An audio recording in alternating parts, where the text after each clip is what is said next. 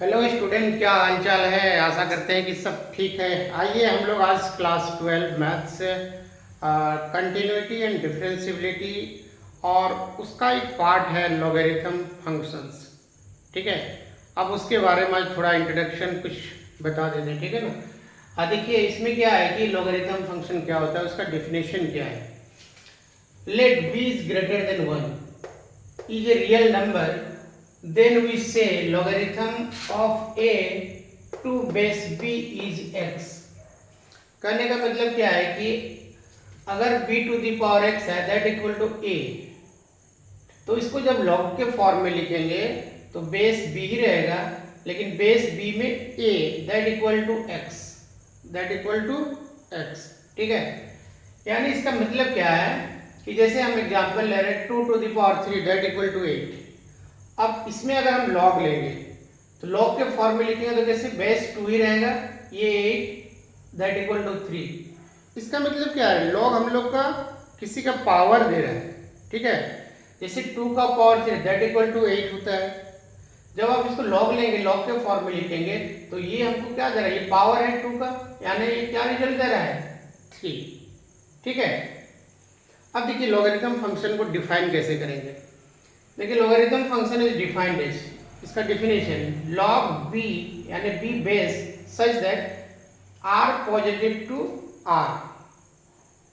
यानी देखिए इसमें क्या है, log B X that equal to Y, ये कब लिख सकते हैं, if B to the power Y that equal to x.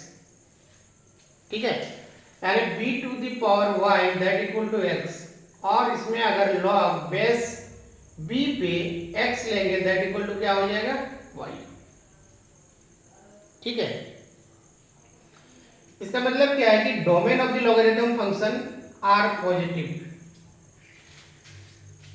Log का कभी भी डोमेन जो होगा वो नेगेटिव नहीं होगा, यानी नेगेटिव नंबर पे लॉग डिफाइन ही नहीं होता है। ठीक है, वो हमेशा पॉजिटिव नंबर रहेगा।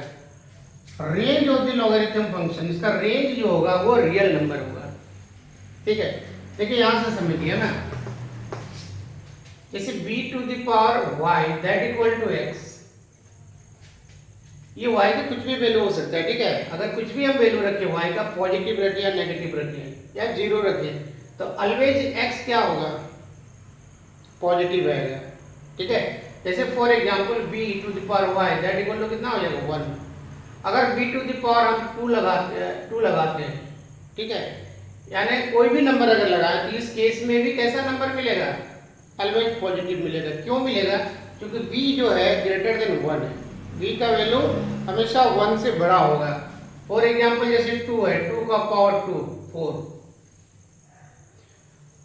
और देखिए अगर b का वैल्यू जैसे हम 2 ले लिए, और ये y कुछ भी हो सकता है, पॉजिटिव भी हो सकता है, नेगेटिव और जीरो भी हो सकता है। अगर मान लीजिए कि नेगेटिव ले रहे -100, उस केस में भी क्या होगा 1/2 टू द पावर 100, और ये जो नंबर मिलेगा ये पॉजिटिव होगा।